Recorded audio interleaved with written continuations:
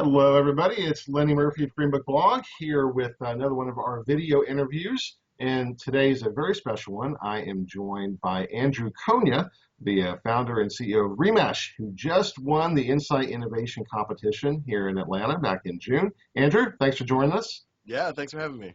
So, for those who don't know, because I expect that they're going to be finding out about Remesh pretty quickly, why don't you tell us what Remesh does and a little bit about the story of how you got here?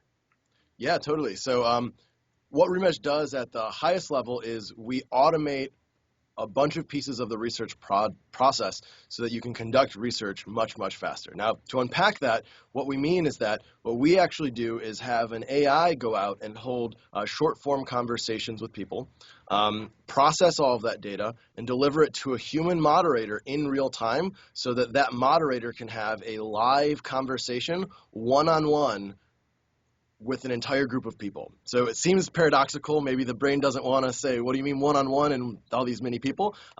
But really a moderator is chatting with the AI and the AI is interfacing with all of the people. And so what it does is it means that in about 30 minutes, we can collect a data set that would equivalently probably take about a month or so to collect and analyze in any other way. So at the same speed we collect it, we analyze it, and at the end of those 30 minutes, you have all of the data analyze and ready to make a decision on. So we took the kind of 3-month process of recruit people, conduct a bunch of interviews,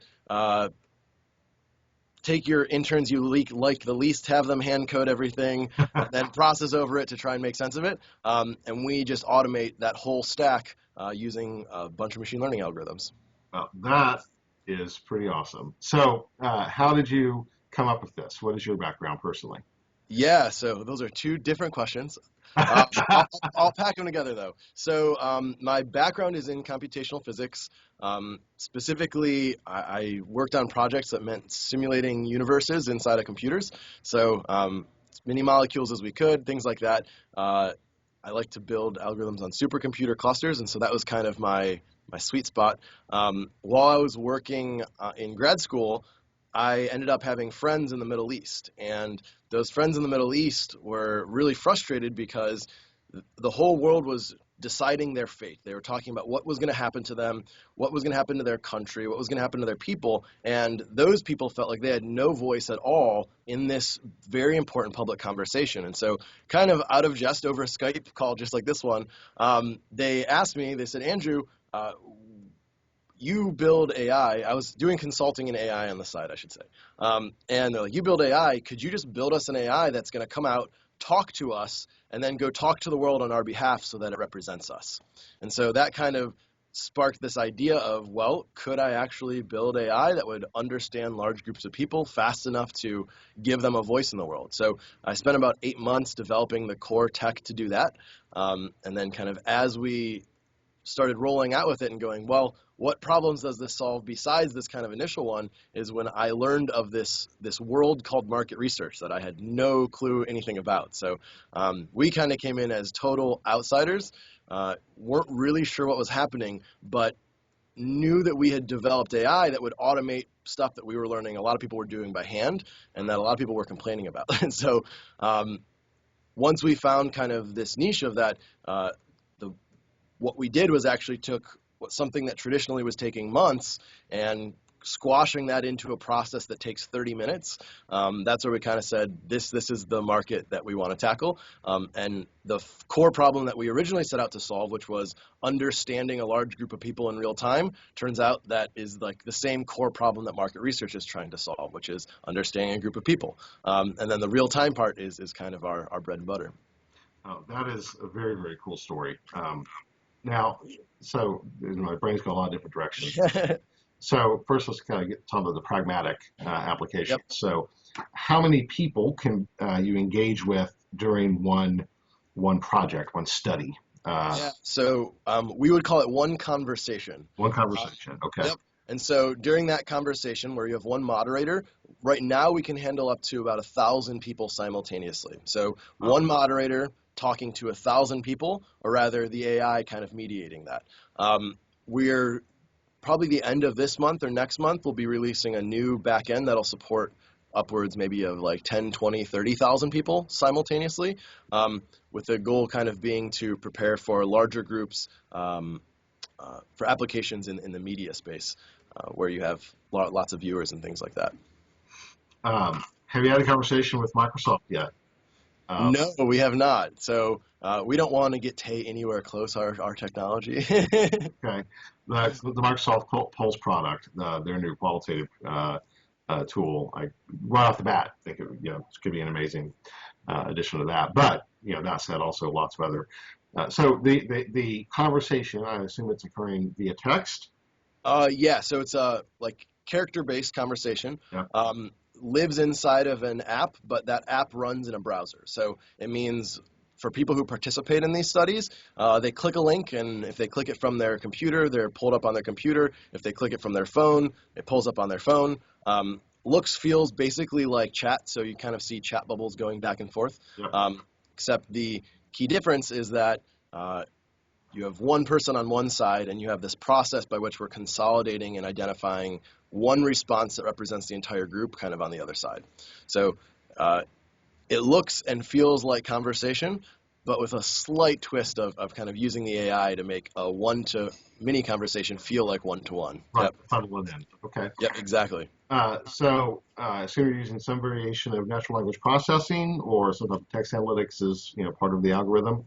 So we use a combination of a few different things. So we are kind of our core tech is maybe 4 or 5 different machine learning algorithms. Okay. Some are doing language, something called semantic analysis, Yeah. or more specifically, semantic similarity is kind of at the core of that. And so that is the ability to compare two sets of language and know how similar what's being said in those are. So on the surface, there's like simple approaches to it, and you can say, well, people say dog, that's good, but kind of it becomes more challenging as you get into if you want to know that dog and canine mean the same thing. So a few tricks in there we use. Then we use a type of statistical inference called Bayesian inference. Mm-hmm. We use that to infer from, basically we have people do a small voting process, and instead of thinking about votes as like, let's just add these things up, we think about them as being pulled from a distribution of opinion. And so we use Bayesian inference to learn the most likely distribution of opinion that leads to how people respond. We use something akin to support vector machines, which allows us to kind of predict what we think people will say, and that lets us essentially gather less data points but get more information. So kind of at the core of what's happening, the core driver of our tech is that as we're getting data from people, whether that is their natural language or their choices, we want to get the smallest amount of data with the most amount of information. So we want to be smart about what questions we ask so that we're not getting redundant information, and so that we can infer the most possible out of it. So there's kind of like a lot of math that backs into like that sentence, but at its core, that's I think one of the tricks that we are doing that gives us a huge benefit. Okay, so just to be clear for people who are watching this, particularly moderators in the qualitative side, because they may be hearing this going, what? So the AI is not, I assume currently, developing the questions to ask. Correct. So the AI is simply interpreting the responses to a human asking the questions. You got it. So, I mean, I'll lay it out like a little more clearly then. So basically, if you're a moderator, you're going to ask the question. So let's say I ask the question, what's your top priority in the next president of the United States? Mm-hmm. I'm a moderator. I click send. And now that question goes out. Let's say I have 1,000 people. Now, each one of those 1,000 people are just going to type in their natural language what they would respond. So some people might say, it's really important that this person is trustworthy and doesn't lie. Another person might say it's important that they're a good negotiator. Another person might say it's important that they support equal rights for minorities, right? So you imagine all these different potential responses people are going to type in. So now I have 1,000 responses. As soon as someone submits a response, we then show them 2 of other people's responses. So initially it's random, and we just say, which of these two things do you prefer? But very quickly, from making just a choice between two things, we start honing in on the opinions of that person.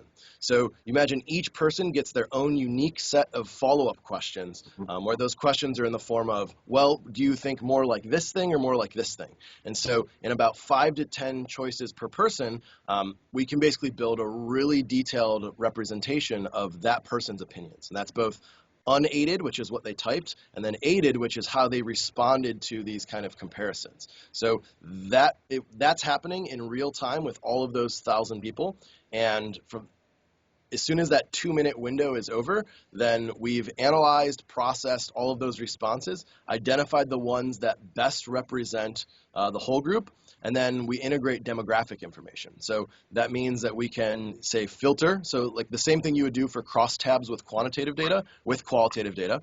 And then we do a form of automated attitudinal segmentation. So if we take our political question here that I would ask, what we would do is be able to take the group of people, separate them into subgroups or subsegments, where within each segment, there's a large degree of agreement around what the answer to that question should be. So this lets us, say, find a group that says the economy is their top priority, and another group that the healthcare is their top priority. And then because we have demographics, we can then tell you the demographic composition of that group. So basically, in 2 minutes, you send out a question, and 2 minutes later, you have a deep, automated, segmented view of what your entire audience thinks.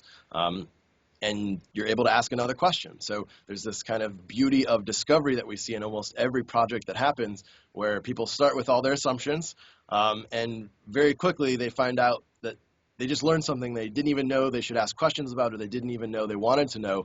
But it's real time, so it means that no problem, they just ask a question that digs deeper into what they just learned they wanted to learn. Wow, that is amazing. So the business model is software as a service? Yeah, you got it. Yeah. So usually when people start using us, they'll kind of do it for a few per project basis until they get the hang of it. Once they do that, then they kind of scope out, well, we use it this many times per month, and then usually become a subscription. Okay. What about API integration? I would imagine that community platforms, et cetera, would be all over trying to incorporate this in as a tool.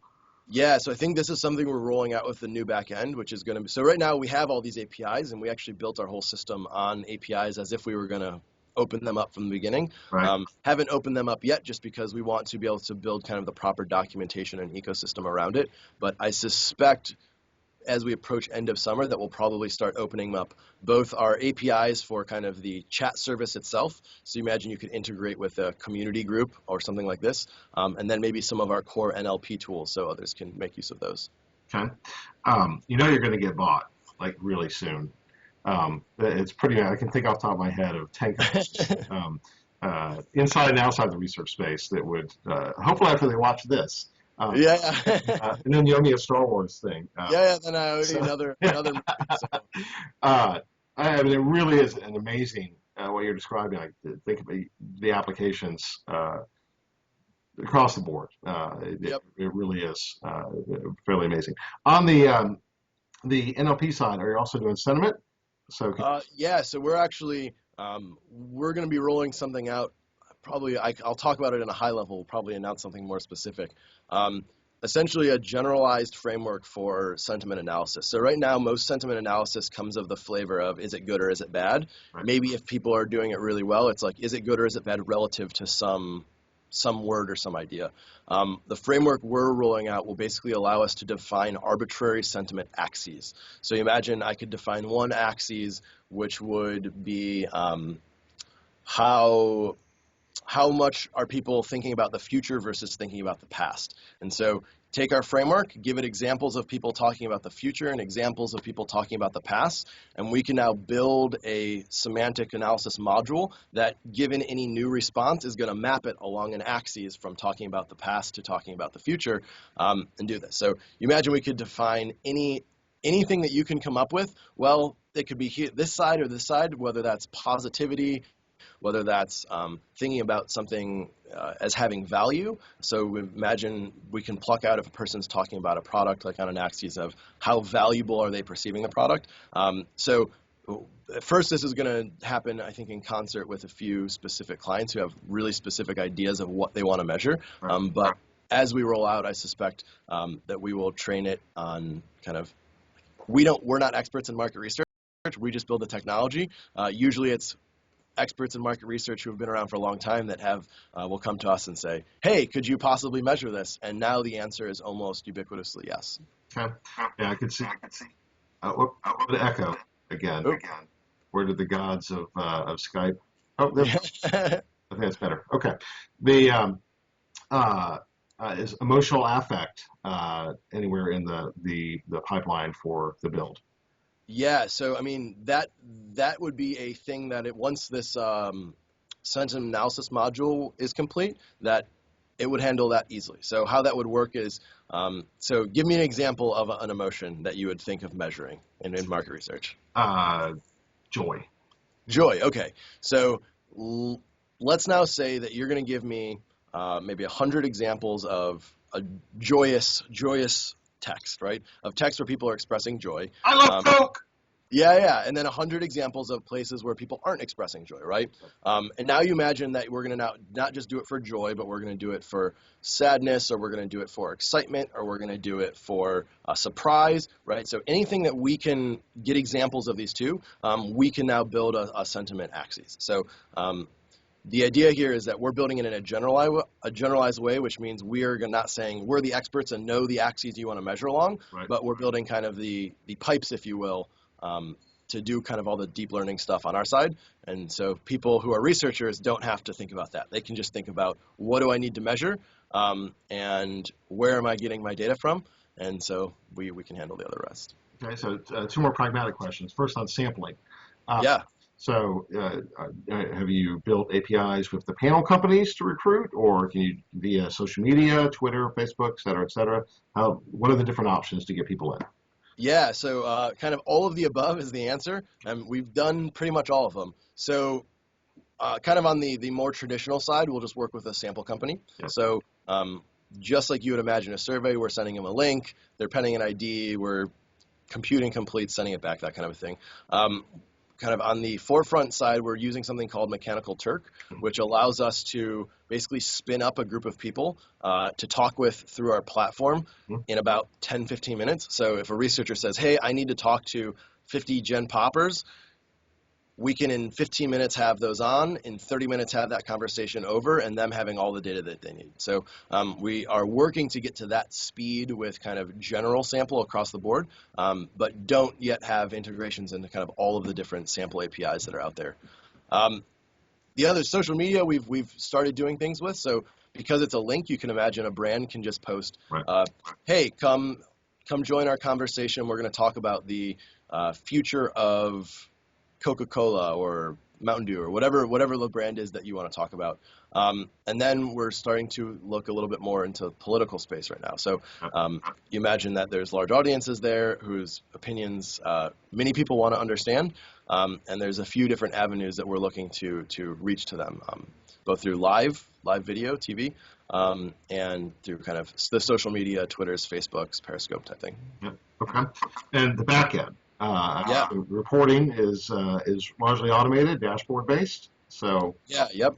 So we basically have a UX that is basically a data analysis panel, but it's made to, I cringe a little bit when I say this, it's made to be screenshot. So we see a lot of researchers will kind of like put it into the way they want it, take a screenshot and drop it in a PowerPoint slide. Okay. So it kind of gives them 3 minutes from the time they have the data till the time they have their PowerPoint slide, then they'll kind of add text on it. So besides that, we export to CSV, which I've learned is this kind of a standard. So if you want to work with data in the way that you're accustomed to, then we'll see some people use that. And usually it tends to be a mix, right? Yeah. You deliver a client all of the data in a CSV that they can open in Excel, but kind of all of the insights, the insight level information can happen through the dashboard. Okay. Have you ever looked at office reports? Looked at what? Office reports. You should check it out. Officereports.com. Office reports. Full disclosure, I'm on the board, so yeah. But it's in CSV is kind of your default. It's an application that makes Excel a analytical tool. So it allows for easy import of CSV from multiple platforms. And anyway, could be an Nice. interesting add-on for any of your clients. Anyway, Very cool. whole other conversation. Um, so we've gone on longer than I intended. We're almost 20 minutes. And I think we could probably do another 20 because Yep. I'm certainly enraptured with what you're doing. Tell me, what do you see for you've had lots of accolades over the last few months. So what do you see being the path over the next 6 to 9 months? How are you going to conquer the world? Well, first I'm going to set a little bit lower goals for the next 6 to 9 months. Okay, Maybe leave that as a 5-year goal to okay, conquer the fair world. enough. I think mainly what we're going to be doing is focusing on, I think, two specific things, and be gearing up for a third one at the end of that cycle. So the specific things come in the form of we're adding a few different query types. So imagine in real time we're asking these open-ended questions. So we're going to be adding the ability to ask closed-ended questions, multiple choice, things like this as well. And along with that is going to come kind of a little bit more analysis around that's generalized. So imagine we want to be able to gather quant and qual data of any type, and analyze it and present it in a way that you would use on any other platform. So with that, that means that we can now in that 30 to 1 hour window gather and analyze data that you would get from any other form of kind of, I guess, qual or quant research, right? We're not doing facial coding or things like that yet. But the idea is to kind of have that full stack of pieces in there. The second part is going to be a focus on the natural language analysis part. So that is specifically what I talked a little bit about, which is the generalized sentiment analysis. So we'll be focusing on that, rolling it out with a few specific clients, and then kind of rolling that out more in general. And so the goal there is that because we can now pull strict numbers that are quantities out of natural language, this means that we can like map them or correlate them with ROI correlates, or we can basically track things over time, right? So you ask the same question every month, and now you've got what is learned is called a tracker study, which is a direction that I think we're moving into. So that's the kind of the two shorter term things. On the longer term horizon is going to be automating that sample piece, and a little bit more than just plugging into existing things. So we plan on bringing in kind of the arbitrage algorithms from the stock trading world and building a real-time sample market that's kind of optimized for real time. So things like Fulcrum or all the existing markets really are mostly what people are using them for is either stream, which is like throw out a survey and get people as they come through it, or they're doing kind of overtime qual, things like this. And so because our product is by its very nature a real-time product, right now the longest time that people spend on a project they do with us is actually the sample side, because collecting and analyzing the data takes an hour, right, or 30 minutes. So we want to shrink that sample piece down as well. So I think that's going to be probably more on like the 6-9 month horizon out that we really dive into that. Yeah. But that's kind of the next 3 stages that we're going to be looking at. Well, yeah, I'm blown away. There's a few companies that I think every company that's come out of the competition are pretty amazing. There's a few that have gone on to stratospheric heights. I suspect that you're going to fall into that category. So this will not be our last conversation by any stretch of imagination. I can't wait to hear how things are going, and I'm sure that Matt will keep me apprised as well. Yes, I'm sure. So great job. I mean, really fantastic concept. Sounds like that you're kicking ass and taking names. That is a great thing. Is there any last thing that you would want anybody who's listening to know? Oh man, good question. So I guess the important and highly pragmatic thing I'd like them to know is what they should use it for. Okay. So like where it fits best, which just to give you a quick laundry list. So ad testing, message testing, we found really strong. Why are people not buying my X? So we found that to be a really strong use case because we can kind of surface things without you having to know beforehand what you want to surface. General ideation, which is like Yep. sometimes an internal research, sometimes an external, and I think general opinion research. So those things we found really play quite strongly to what we have. Okay. So one last Uh, question. Oh, go ahead. Employee feedback is the other one I should mention. So we have a few Fortune 500s who use us for employee feedback. So that's like there's this engagement survey that we've learned everybody hates, and so we're starting to kind of replace those with this live form of conversation. So Okay. Very cool. The uh, since your business model is SaaS, does that mean that you're open to plugging into other platforms throughout the industry? So a partnership with SurveyMonkey and Qualtrics and Buzzback, or whoever. yeah, so part of opening our APIs is going to be one side, which is opening our APIs for other people to integrate our tech.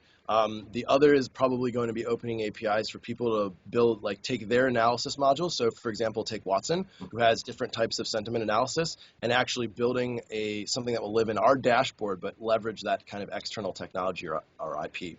So we're in the process of kind of lining up a few of these where we're going to be partnering with people kind of outside of our world or outside of our company. And so you'll have modules built into it. So it's a little bit of like people building our tech into their things, and then us building kind of an ecosystem for them to build their tech into our platform. Okay. All right, man. Really exciting stuff. Really exciting stuff. So thank you for taking the time. Yeah, thank you. This has been fantastic, and we'll talk real soon. No, it sounds good. Okay.